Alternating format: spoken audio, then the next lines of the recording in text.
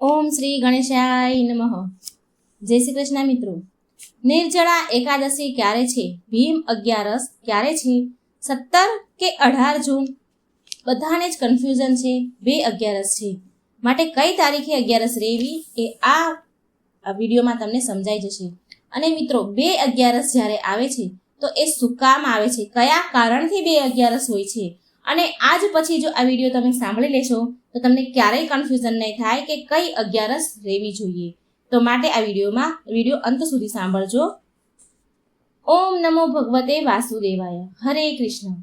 આપણા પવિત્ર ગ્રંથ હરિ ભક્તિ વિલાસમાં લખવામાં આવ્યું છે કે નમો ભગવતે તસ્મૈ યસ્ય પ્રિયતમાતિથિ એકાદશી દ્વાદશી ચ સર્વભીષ્ટ પ્રદાન નૃણામ.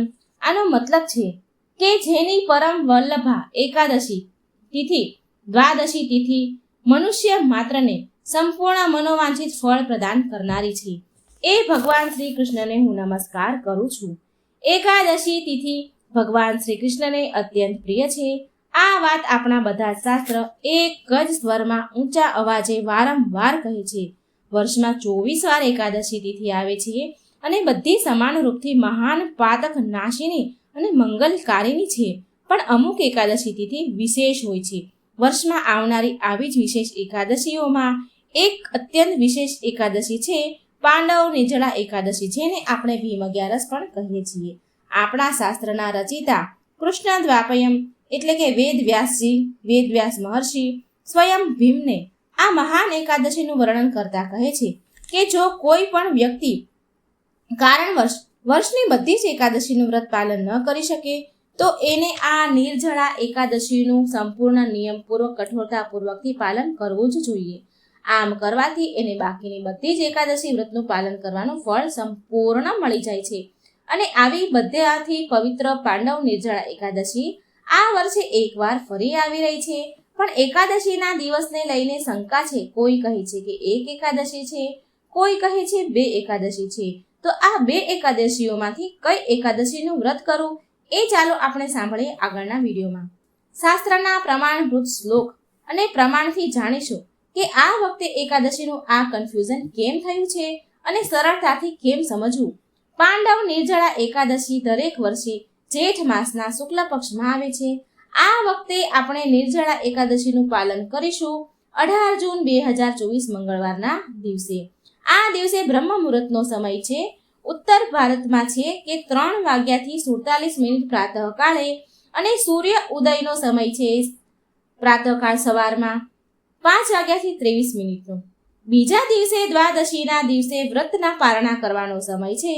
પ્રાતઃકાળ વહેલી સવાર 5 વાગ્યાથી 24 થી લઈને 7 વાગ્યાથી 7:30 સુધી 7:30 સમય છે એકાદશી વ્રતના પારણા કરવાનો.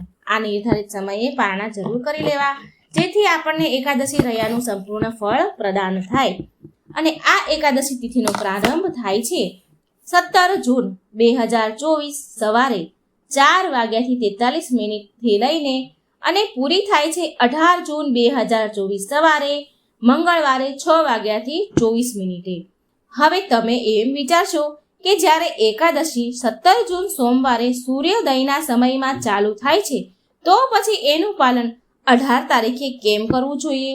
તો આનો જવાબ છે ભવિષ્ય પુરાણમાં, જેમાં કહેવાયું છે કે અર્ધરાત્રમ અતિક્રમ્ય દશમી યદી દશ્યતે તદાહિ એકાદશી તત્વકાદશી સમુપોષયતે. આનો અર્થ એ થાય છે કે જો 10મી તિથિના મધ્યરાત્રિને પાર કરે છે, 10મી તિથિ મધ્યરાત્રિને પાર કરે છે તો એ દિવસે વૈષ્ણવ લોકોને એકાદશી વ્રત પાલન ન કરીને દ્વાદશીના દિવસે વ્રતનું પાલન કરવું જોઈએ. જો આ શ્લોક અનુસાર પંચાંગમાં જોશો તો આ વખતની 10મી તિથિ 16 જૂન રવિવારે મધ્યરાત્રિ પાર કરીને 17 જૂન સોમવારે પ્રાતઃકાળ સવારે 4:44 સુધી છે. માટે 17 જૂન એકાદશી તિથિ છે તો એ 10મી તિથિ સાથે મિશ્રિત થયેલી છે. 10મી તિથિ સાથે એ તિથિ મળેલી છે. અને ગરુડ પુરાણ, ભવિષ્ય પુરાણ અને શિવ રહસ્યમાં એક શ્લોક આવે છે કે ઉદયાત પાક્ર યદા વિપ્ર મુહૂર્ત્રય સંયુક્તા સંપૂર્ણ એકાદશી નામ તત્રેવ ઉપવસેદ ગૃહો. એટલે કે હે બ્રાહ્મણ, સૂર્યોદય પહેલા 56 મિનિટ પહેલા એકાદશી ઉપસ્થિત છે તો એ પૂર્ણ અને શુદ્ધ એકાદશી કહેવાય છે. આ એકાદશી દિવસે ગૃહસ્થને ઉપવાસ કરવો જોઈએ. હરેક લોકોને આ દિવસે ઉપવાસ કરવો જોઈએ. આ શ્લોક અનુસાર જો એકાદશી સૂર્યોદયના 56 મિનિટ પહેલા એટલે કે બ્રહ્મ મુહૂર્તના સમયમાં ઉપસ્થિત છે તો જ એને શુદ્ધ અને પૂર્ણ એકાદશી કહેવાય છે. માટે આ 17 જૂને આવનારી એકાદશી તિથિ સૂર્યોદયથી 56 મિનિટ પહેલા એટલે કે બ્રહ્મ મુહૂર્તના સમયે ઉપસ્થિત નથી, કેમ કે 17 જૂને બ્રહ્મ મુહૂર્તના સમયમાં 10મી તિથિ ચાલી રહી છે. માટે 17 જૂને આવનારી એકાદશીને પૂરી શુદ્ધ નહીં માની શકાય. માટે જ એના બીજા દિવસે 18 જૂને જ આપણે નિર્જળા એકાદશીનું પાલન કરીશું.